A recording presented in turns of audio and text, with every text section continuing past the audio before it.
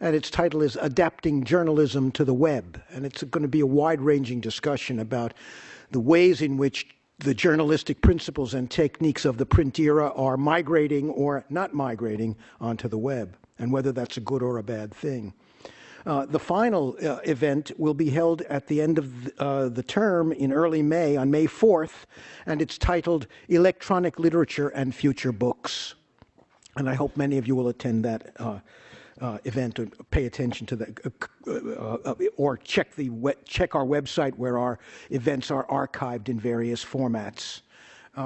It remains only for me to welcome our speakers and to indicate to those of you in the audience who are new today that in some sense this forum represents a kind of culmination of a day-long set of conversations amongst documentary filmmakers, producers, media practitioners of various kinds, and scholars. And my hope is that the people at the table will remember that some members of the audience haven't been there for your earlier discourse, distill your ideas.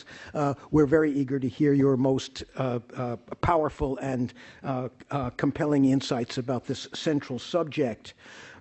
Our moderator today is my friend and colleague, William Uricchio, the director of the Comparative Media Studies program and the author of, or editor of a number of significant books, including most recently two books that I think are edited books, Media Cultures and We Europeans, Media, New Collectivities, and Europe.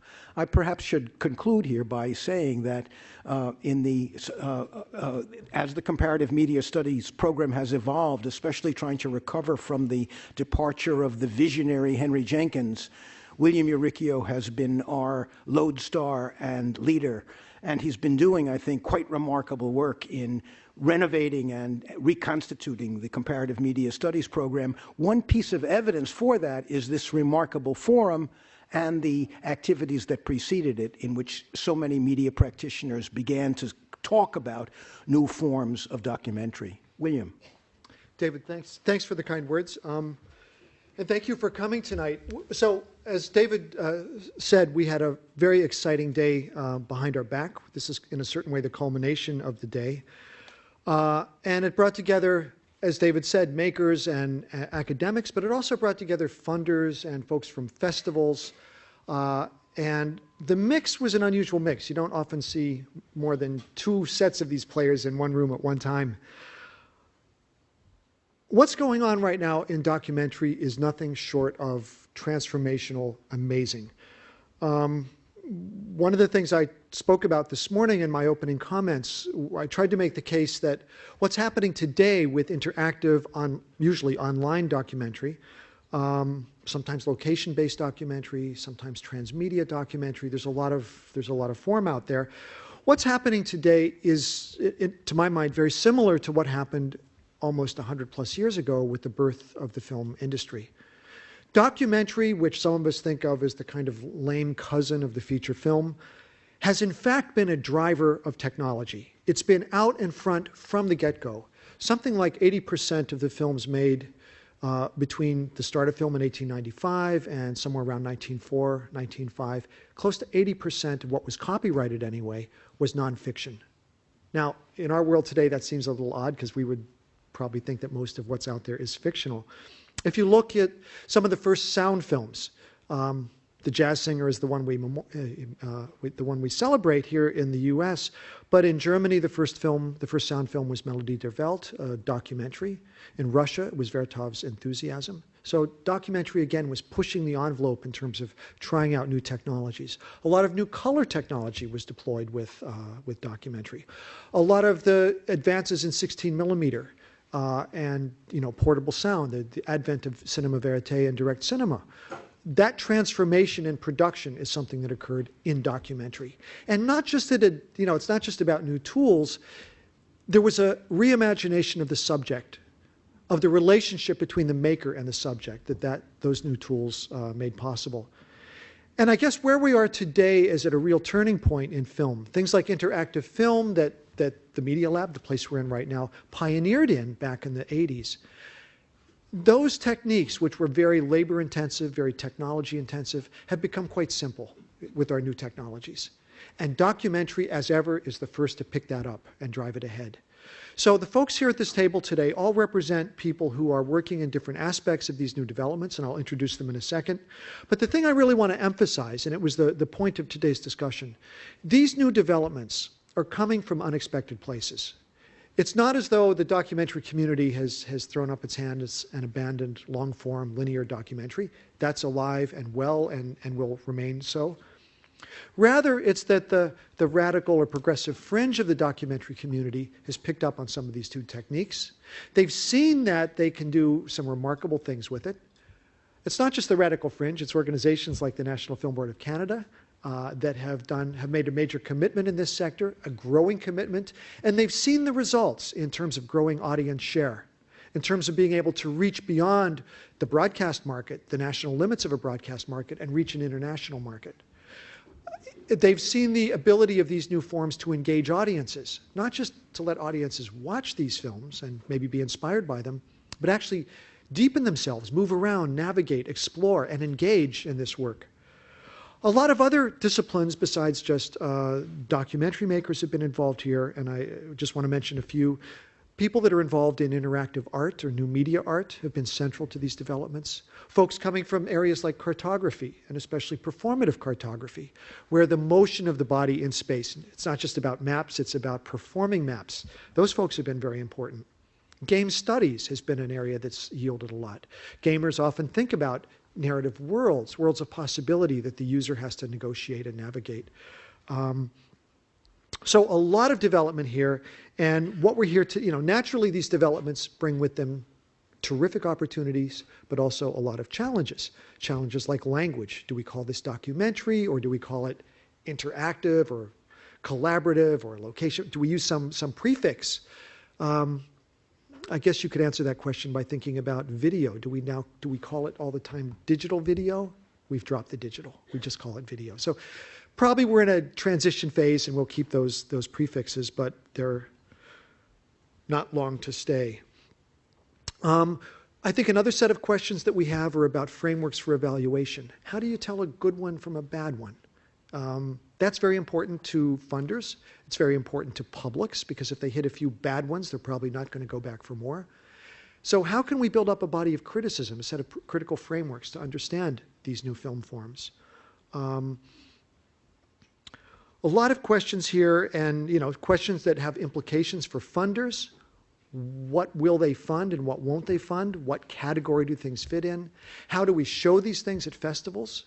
Something that's best seen on a laptop where you, the user, can navigate your way through it. What do you do in a public setting? So these are some of the questions that are percolating through this space. The main thing I want to get across is that this is an incredibly exciting moment. This is a moment where we're seeing the birth of a set of new strategies, new possibilities, new forms. They have not yet been tamed. There's not yet an orthodoxy or a set of rules or a set of conventions for people to fall back on. There's nothing but possibility. And that's exciting. That's a really exciting moment.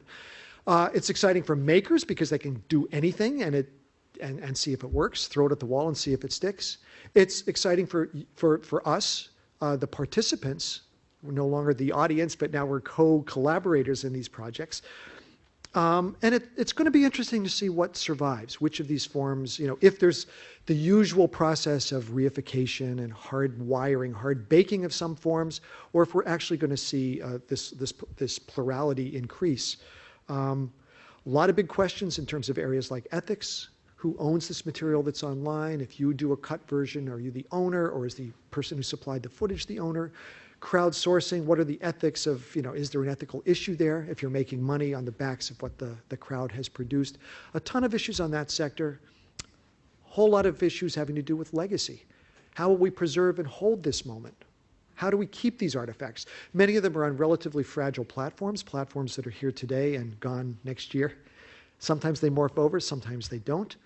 But for historians, or at least the historians of the future, folks with my line of work, when they come back and look at this moment, what will be here to look at? Will they see the huge array of steps that we've taken? So these and a bunch of other questions are things that we'll bring up with the panel. And the format today will essentially be to have a discussion with the panelists. I'd like to introduce them. I'll introduce them as a group and then go through one by one with a few questions so we can talk about who they are, what their work is, and then we'll open it up for discussion. So next to me here is Ingrid Kopp, who's the new media consultant for the Tribeca Film Institute, where she runs the TFI New Media Fund. And that's really crucial because that's the place that stimulates, that makes possible a lot of this new work. It's a very new fund. It's started up this year, 2011.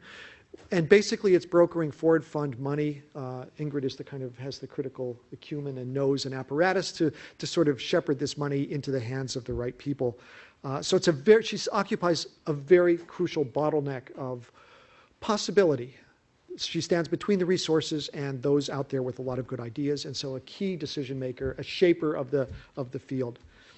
Next to Ingrid is Patricia Zimmerman, a fellow academic. Patty and I have been around the block a few times and know each other for many years. She's professor in the Department of Cinema, Photography, and Media Arts at Ithaca College, co-directs the Finger Lakes Environmental Film Festival, author of Real Families, A Social History of Amateur Film, Mining the Home Movie, Excavation, History and Memories, States of Emergency, Documentaries, Wars, and Democracy. And what's really intriguing about Patty's work is that it's really focused on sectors that a lot of other scholars have ignored. So the home movie is a great example of a kind of, again, a grassroots approach to media, something that ordinary people do, doesn't necessarily get a lot of public attention, but it has profound private meaning. And that's a crucial sector, especially today as we think about collaborative and community-based filmmaking. So that's where some of her work is situated.